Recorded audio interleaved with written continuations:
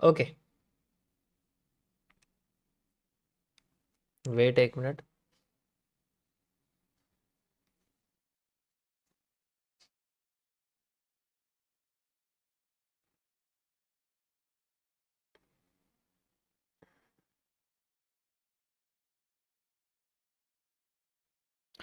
Okay, सो मैं आज आपको थोड़ा सा टाइप्स ऑफ कैंडल्स के बारे में बताने वाला हूँ। देखो, ये टॉपिक नए लोगों के लिए बिल्कुल नया है, पुराने लोगों के लिए थोड़ा सा यादगार है। थोड़ा सा यादगार मैं कहूँगा, ज़्यादा भी नहीं। टाइप्स ऑफ कैंडल्स में मैं आपको शेप की सिचुएशन के हिसाब से बताने वाला हूँ।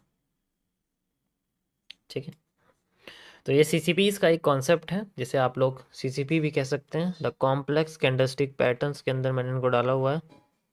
ठीक है, तो सबसे पहले आपके सामने आती है, तीन तरह की होती हैं। सबसे पहले आपके सामने आती है एनआरसी। एनआरसी का मतलब होता है narrow range, narrow range candles. ठीक है, उसके बाद आता है आपके पास डब्ल्यूआरसी, the wide range candle.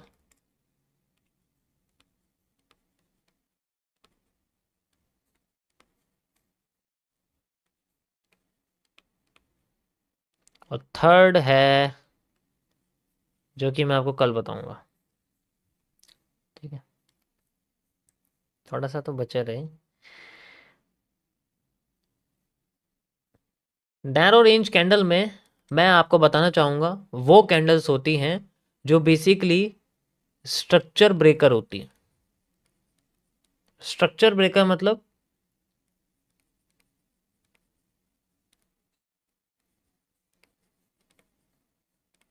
Structure breaker जो होती हैं, एक मिनट रुको। ठीक है, स्ट्रक्चर ब्रेकर का मतलब होता है कि ये कैंडल बेसिकली ट्रेंड की सबसे बड़ी कैंडल होती है, यानी कि लार्जेस्ट कैंडल होती है ट्रेंड की। ठीक, इनका मतलब होता है कि ये एक कैंडल पीछे की 10 कैंडल के साइज को एक ही टाइम पे देने की कोशिश करती है। जैसे मान के चलो 1 मिनट की कैंडल है।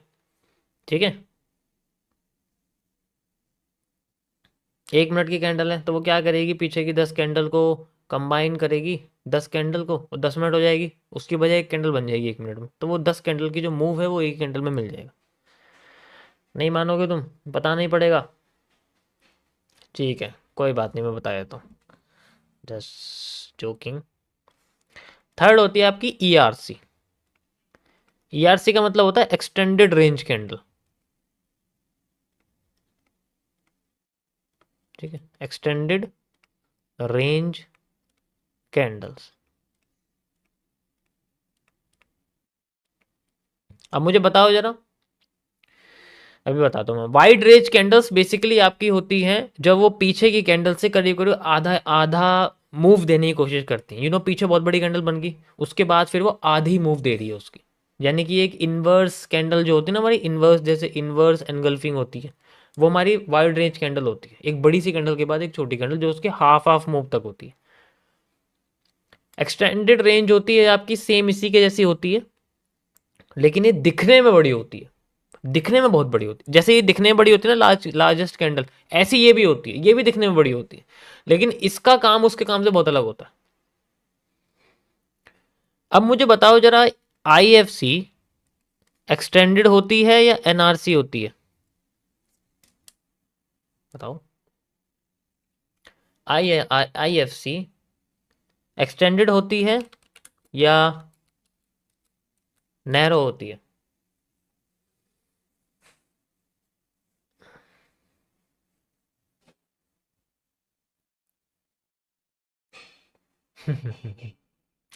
बिल्कुल एनआरसी होती है।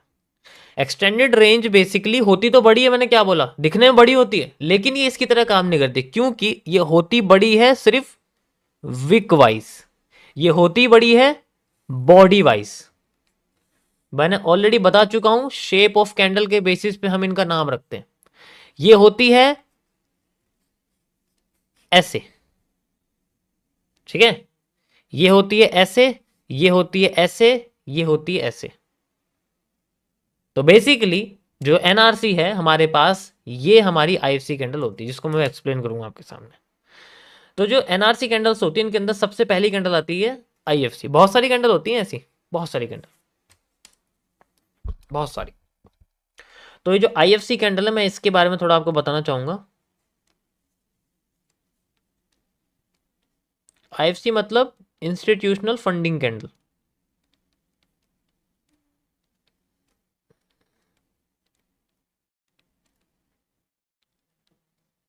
लॉजिकल वे में हम इस कैंडल को लार्जर टाइम फ्रेम पे यूज करते हैं, मतलब एक ऐसी कैंडल जिसके अंदर बहुत बड़े वॉल्यूम मार्केट में आए,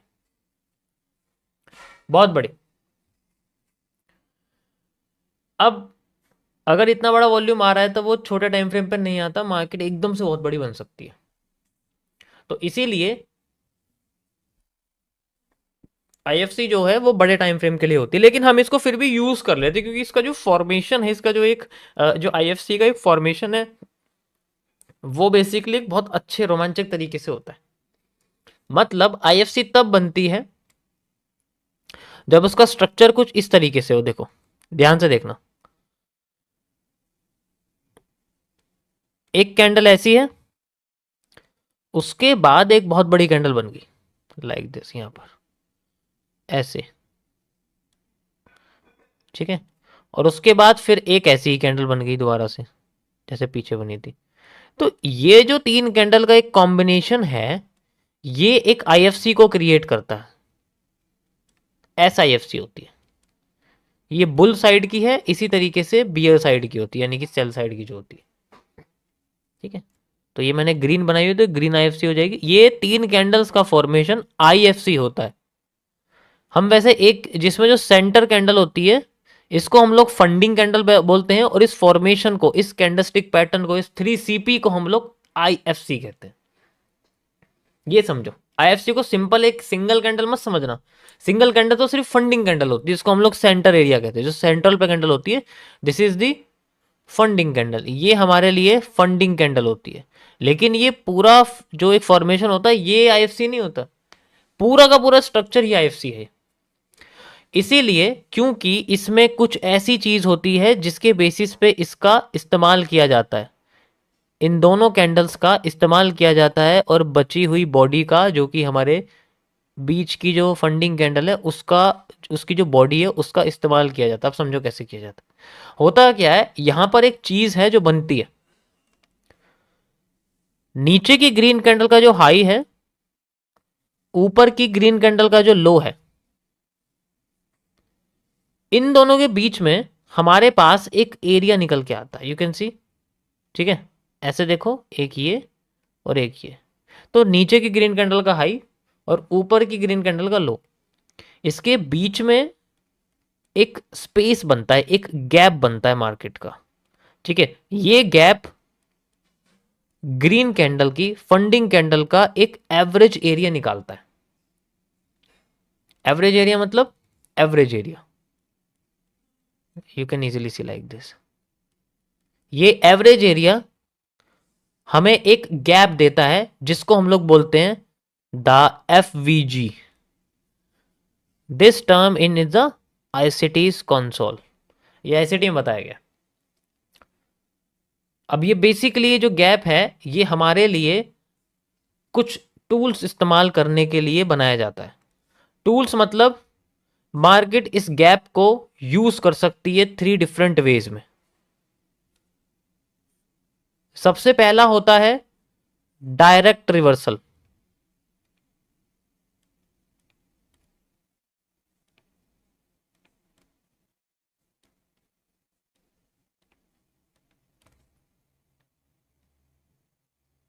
सेकंड होता है रिजेक्शन।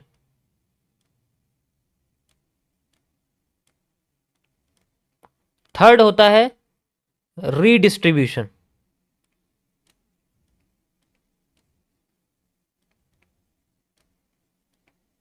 ठीक है, इनके सबके आगे नाम आप आईएफसी लगाओगे। IFC DR, IFC direct reversal, IFC rejections, IFC redistribution, इन सब के आगे आपको नाम ये लगाना पड़ेगा। डायरेक्ट रिवर्सल में क्या होता है कि जैसे ये गैप है हमारे पास, तो जब मार्केट यहाँ पर, ये हमारे सामने आईएफसी बनी हुई है, ये गैप है हमारे पास, ठीक है। तो जब मार्केट यहाँ जाती है आती है तो यहाँ आके डायरेक्ट रिवर्स चल कर देती है, तो एक एरिया तो ऐसे यूज होते हैं, इसे बोलते हैं डायरेक्ट रिवर्सल। अब इसमें क्या है कि आपको जो कैंडलस्टिक पैटर्न मिलेंगे वो यहाँ मिलेंगे, और ये बेसिकली वही होंगे जो बॉटम पे होंगे, तो ये तो सेम टू सेम वही चीज मिलती है। रिजेक्शन में क्या होता है कि हमारे पास ये आईएफसी है, ये हमारे पास ये एफवीजी है, ठीक है। एफवीजी मतलब मैं फुल फॉर्म लिख देता हूँ यहाँ पर इसकी, द फेयर वैल्यू गैप।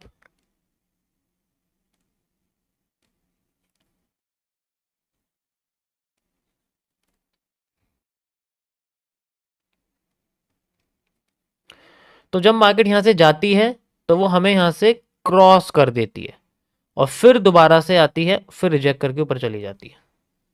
तो इसको हम, अगर ये गैप से बाहर चली जाए ना, तो इस फेज में हम इसको रिजेक्शन कहते हैं।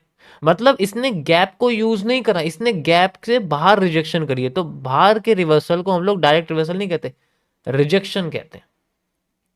और ये रिजेक्शन ही हमें यहां पर मार्केट में दूसरा हिस्सा यूज करने मजबूर करता है, जिसे हम लोग बोलते हैं, ये रिजेक्शन जो है ये बेसिकली ऑर्डर ब्लॉक रिजेक्शन इसको हम लोग बोलते हैं। क्योंकि अगर मार्केट ने गैप को क्रॉस कर दिया, उसके बाद जो हमारे सामने मूव होगा वो ब्लॉक से रिलेटेड हो, क्योंकि यहां पर एक ब्लॉक रहता है हमेशा, हमेशा मार्केट के बॉटम पे, यानी कि ये किसी बॉटम पे बनती है, ऐसे नहीं है सेंट्रल एरिया पे दिखेगी आपको। कोई ट्रेंड का बॉटम, जैसे मान के चलो ट्रेंड ऐसे आया हुआ है, तो ट्रेंड जो होगा, ट्रेंड का जो बॉटम होगा, वहां पर एक ब्लॉक बनता है हमेशा, उस ब्लॉक में आके ही अपने आप को रिवर्स कर सकती है। अगर ये एफबीजी पे नहीं कर पाई ना, तो ये ब्लॉक को यूज करेगी, लेकिन इस केस में हम एफबीजी को यूज करते हैं, इसको हम रिजेक्शन के केस में लेते हैं। ठीक है,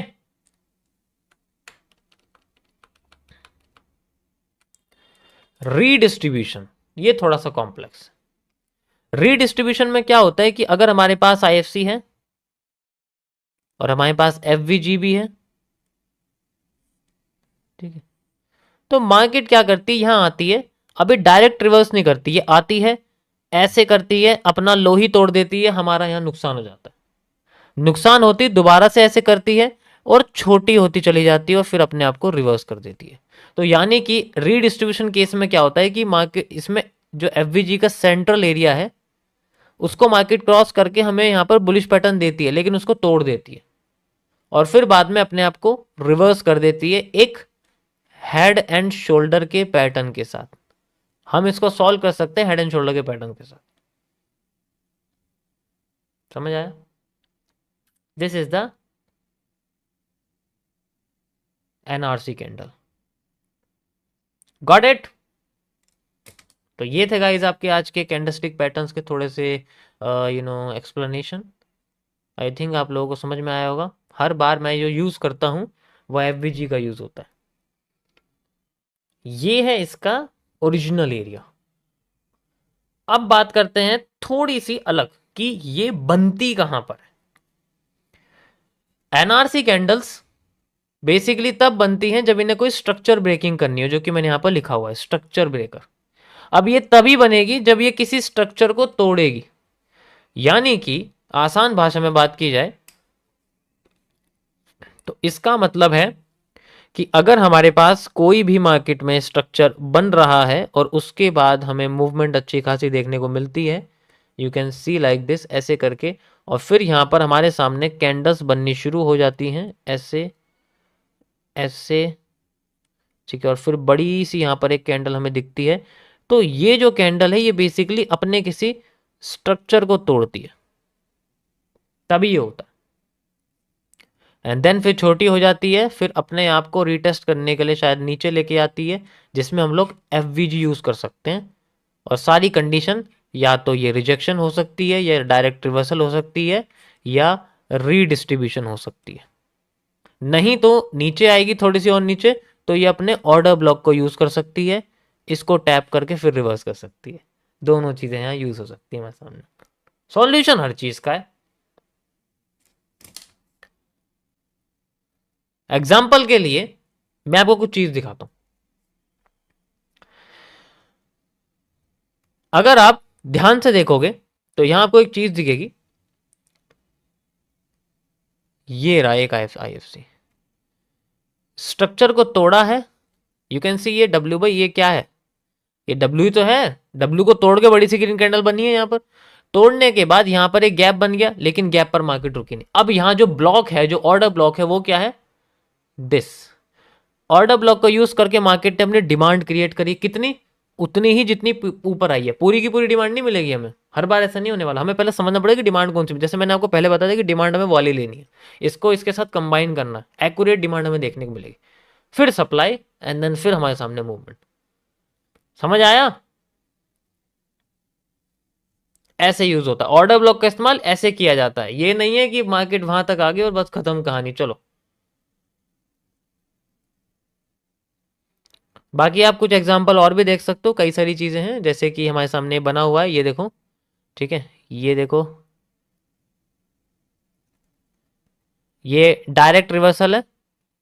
ये देखो, ये देखो और ये देखो, क्रॉस कर दिया, डायरेक्ट रिवर्सल है, मार्केट मूविंग अप साइड। जितनी डिमांड थी मार्केट की, मार्केट ने उतनी डिमांड दी। जब उसकी डिमांड सप्लाई से क्लियर है, तो फिर हमें मार्केट में डिमांड भी तो उतनी देखने को मिलेगी जितनी आई है, 50%। समझ आया?